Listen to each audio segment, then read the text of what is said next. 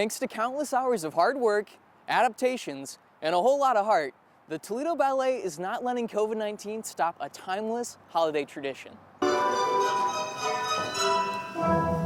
Christina, after more than 8 hours of investigating evidence linked to the shooting, Toledo police have now cleared the scene.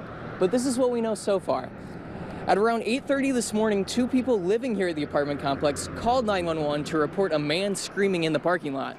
Individuals I spoke with on the scene say demolition crews will be in action in the next few days to take down what's left of the building behind me. Christina, I spoke with neighbors who said they heard gunshots at 12:30 this morning. After days of watching votes come in, supporters of Joe Biden say they are relieved and ready to start a new chapter.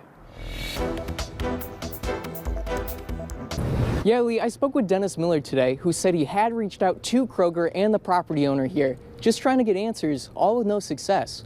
But that changed tonight. There's no street lights, there's no traffic lights, there's homeless people, transients walking through, all kinds of people just wandering, up and down these sidewalks. Somebody's gonna get run over in the dark. 13 ABC shot this video last night. Several lights at the strip mall's entrance and Kroger store parking lot out. There's 3 lights coming in, there's these 4 lights over here. They haven't been on in years. Not a light. Dennis Miller lives across the street, telling us without light, the feeling of security is lost. Just a lot of racing through the parking lot, they don't slow down, there's no courtesy anymore. There's a lot of people that come to this Kroger's all night long. For over a year, Miller was on a mission to get the lights back on, telling us he contacted Kroger locally and management at its headquarters, as well as the property owners of Northtown Commons, with no luck.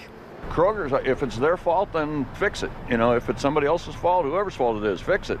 It don't take that much to do. According to the Lucas County Auditor's website, Kroger owns the property that houses the non-working lights.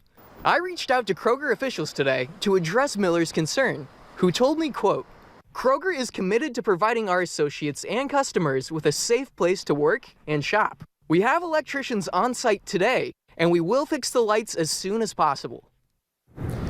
And Kroger stayed true to its word. As you can see, the lights are now back on here in the parking lot behind me.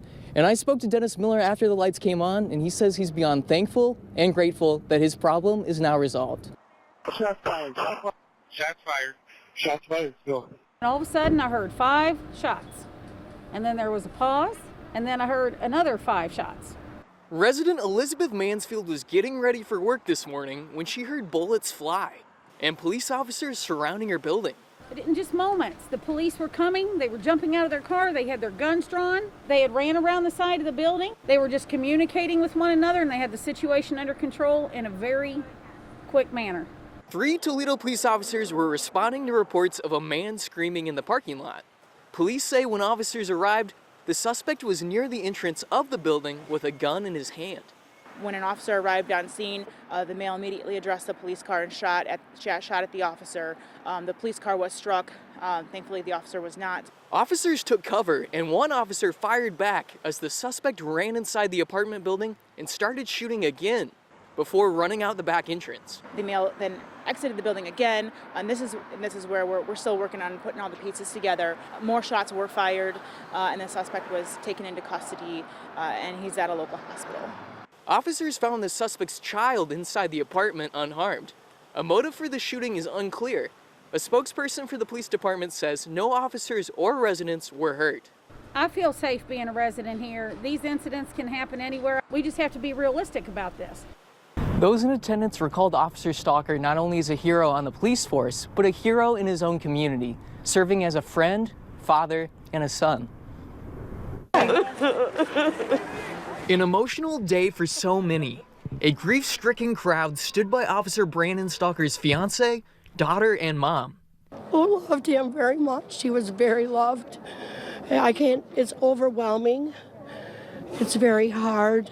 Those in attendance held signs and waved flags in remembrance of the fallen officer.